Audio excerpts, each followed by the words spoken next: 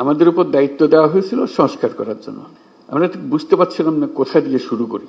তো প্রথমেই আলাপের মধ্যে নানা প্রসঙ্গে ঠিক হলো যে আমরা কিছু কমিশন করে দিই, যেগুলো দ্বারা প্রকৃতপক্ষে ভেতরে গিয়ে জিনিসটা তৈরি করবে।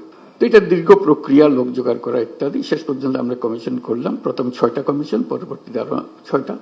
তো তাদেরকে 90 দিন আমরা সময় দিয়েছিলাম দ্রুত গতিতে কাজ করার জন্য। আমরা খুবই আনন্দিত যে তারা করতে পেরেছে। কয়েকটা কমিশন বেশি সময় নিয়েছে, তাতে কোনো অসুবিধা নেই।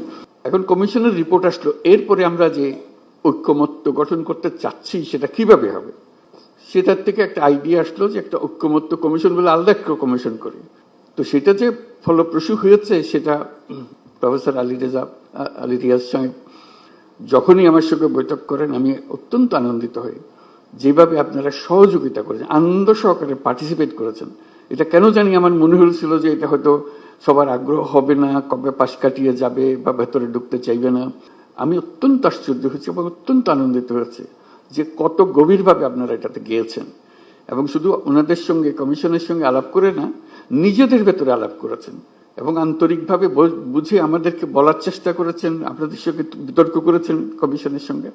এবং প্রতিবারই যখন প্রফেসর আলী রিয়াজ আমার সঙ্গে কথা বলে উনি খুব উচ্ছ্বসিত হন।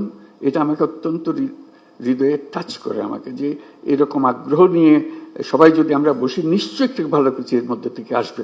তো আজকে প্রথম পর্ব শেষ হলো, তো সেটা মহা আনন্দের দিন যেটা আমরা করেছি। দ্বিতীয় পর্বে, প্রথম পর্বে আমরা কি করলাম, এটা যত কিছু ইস্যুজ আছে, যত কিছু রিকমেন্ডেশন, সুপারিশ আছে, তার মধ্যে কিভাবে আমরা একমত হলাম, কারা কোনটাতে একমত হলো, সব মিলিয়ে শেষ পর্যন্ত আমরা জুলাই সনদ করব।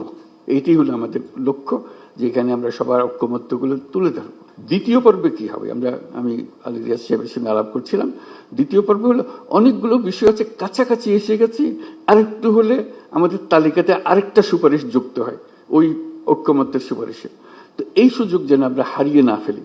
এই দ্বিতীয় পর্বের আমি যদ্দূর বুঝছি, প্রফেসর আলী রিয়াজ তার ব্যাখ্যা করবেন যে এই আলাপটা নিয়ে যেটুকু তফাৎ ছিল, দূরত্ব ছিল, সেই দূরত্বকে গুছিয়ে এনে যাতে আমাদের জুলাই সনদে বর্তমানে যতগুলো ঐক্যমতের বিষয় আছে তার মধ্যে যে আরো কিছু যোগ করতে পারে, দেখতে সুন্দর লাগবে, জাতীয় একটা সনদ হলো, অনেকগুলো বিষয়ে আমরা একমত হতে পেরেছি, জাতি হিসেবে আমরা গর্বিত জাতি হিসেবে দাঁড়াতে পারে যে আমরা তো এরকম বিভক্তিকরণের প্রক্রিয়ার মধ্যে রাজনীতি সৃষ্টি করিনি। আমরা সৃষ্টি করছি ঐক্যবদ্ধ হওয়ার জন্য, দেশের উন্নতির জন্য, দেশের মঙ্গলের জন্য।